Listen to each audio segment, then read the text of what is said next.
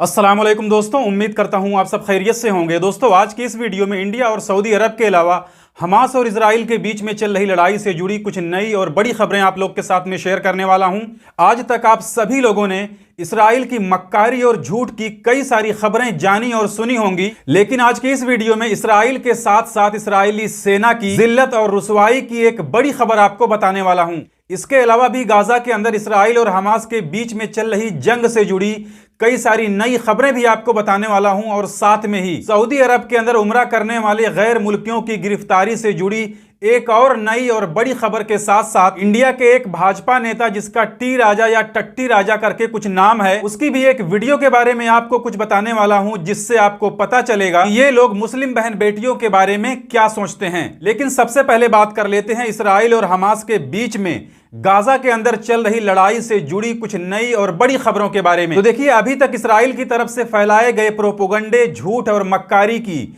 कई सारी खबरों के बारे में दुनिया जान चुकी है, लेकिन अब इस्राइली सेना दुनिया के सामने जलील और रुसवा भी हो रही है, क्योंकि इनके जिल्लत और रुसवाई की कुछ नई और बड़ी खबरें सामने आई हैं। तो देखिए, जैसा कि आप सभी लोग जानते होंगे कि पिछले 3-4 दिनों से गाजा के सबसे बड़े अस्पताल अल शिफा को इस्राइली सेना ने घेर रखा था, क्योंकि इस्राइल के साथ साथ अमेरिका ने भी यह दावा किया था कि अल शिफा हॉस्पिटल के नीचे हमास के हथियारों का गोदाम है, हमास का अड्डा है, हमास का हेडक्वार्टर है। जिसके बाद इस्राइली सेना ने अल शिफा हॉस्पिटल के अंदर एक बड़ा ऑपरेशन चलाया। अस्पताल के बेसमेंट से लेकर के ऊपर तक एक एक कोने को छानने के बाद में उन्हें जिल्लत और रुसवाई के सिवा कुछ भी हासिल नहीं हुआ। अल जजीरा न्यूज के साथ साथ कई अरब मीडिया का कहना है कि जो इस्राइली सेना और अमेरिका कई दिनों से अल शिफा अस्पताल को हमास का अड्डा बता रहे थे, हमास के हथियारों का गोदाम बता रहे थे, वहां इस्राइली सेना को कई घंटे ऑपरेशन चलाने के बाद में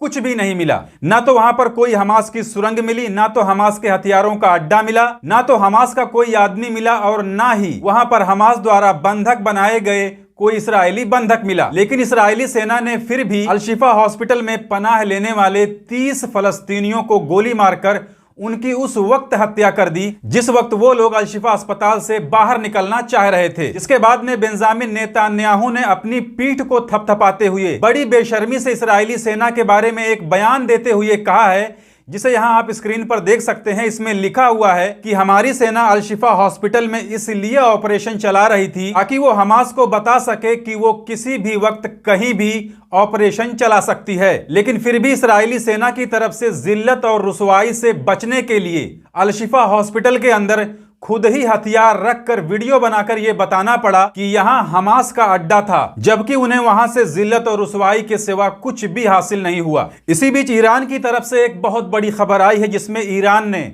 सभी लोगों के अंदर से एक बहुत बड़ी गलतफहमी को दूर करते हुए इस्राइल से जंग लड़ने के लिए मना कर दिया। वहीं अब इस्राइली सैनिकों को गाजा के अंदर हमास के जरिए बिछाए गए बारूदी सुरंगों का सामना करना पड़ रहा है, क्योंकि कल एक ऐसी वीडियो सामने आई है जिसमें देखा जा सकता है कि गाजा के अंदर एक टूटे हुए घर के अंदर हमास ने बारूदी सुरंग बिछा रखा था, जहां पर इस्राइली सेना के घुसते ही उनके चीथड़े उड़ गए। वहीं कुछ अरब न्यूज के मुताबिक इस लड़ाई की वजह से इस्राइल कंगाल होता जा रहा है, क्योंकि अभी तक इस्राइल को 40 अरब डॉलर का नुकसान हो चुका है। इसके अलावा इस्राइली करेंसी की वैल्यू भी करीब करीब 3% तक कम हो गई है। इस्राइल के अंदर सैकड़ों कंपनियां बंद पड़ गई हैं, और अब इस्राइल का कोई भी सामान, कोई भी प्रोडक्ट दूसरे मुल्कों में एक्सपोर्ट भी नहीं हो पा रहा है। वहीं हमास की तरफ से एक बार फिर से यह दावा किया गया है कि सुबह से लेकर अब तक हमास ने 11 इस्राइली मिलिट्री बैन को तबाह किया है। इसी बीच पिछले एक हफ्ते से इस्राइली और फलस्तीनी बंधकों के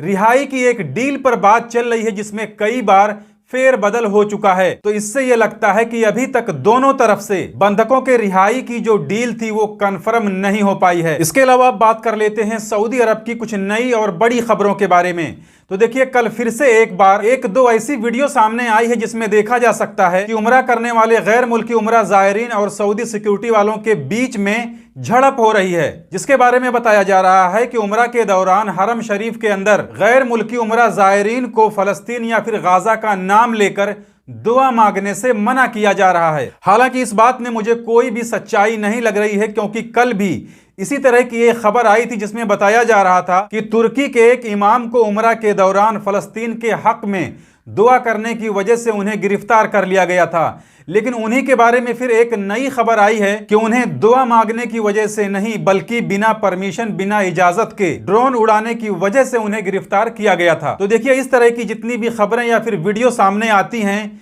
जिसको लेकर बताया जाता है कि फलस्तीन या फिर गाजा के हक में दुआ करने वाले लोगों को सऊदी अरब के अंदर सऊदी पुलिस गिरफ्तार कर रही है, ऐसी खबरें ज्यादातर झूठी होती हैं। इसके अलावा तेलंगाना के टी राजा या टट्टी राजा करके एक भाजपा नेता का नाम है, उसकी एक नई वीडियो सामने आई है जिसमें वो खुलेआम मुस्लिम बहन बेटियों के बारे में काफी आपत्तिजनक बयानबाजी कर रहा है। इससे पहले भी इसके इसी तरह के बयानबाजी की वजह से भाजपा ने इसे सस्पेंड कर दिया था, लेकिन फिलहाल भाजपा ने इसका सस्पेंशन कैंसिल कर दिया है और अब इस वक्त ये वोट मांगते हुए मुस्लिम बहन बेटियों के बारे में काफी आपत्तिजनक बयानबाजी कर रहा है। तो ये थी इस वीडियो में इंडिया और सऊदी अरब के अलावा फलस्तीन और इजराइल के बीच में चल रही लड़ाई से जुड़ी कुछ नई और बड़ी अपडेट जिसे मैंने आपके साथ में शेयर कर दी। जानकारी अच्छी लगी है तो वीडियो को लाइक कर दीजिए। चैनल को अगर अभी तक आपने सब्सक्राइब नहीं किया है तो चैनल को सब्सक्राइब करके बेल आइकन को प्रेस करके ऑल पे जरूर सिलेक्ट कर लीजिए ताकि हमारी आने वाली और भी दूसरी नई वीडियोस की नोटिफिकेशन मिलते रहे। मिलते हैं फिर अगली वीडियो में, तब तक के लिए इजाजत दीजिए। खुदा हाफिज।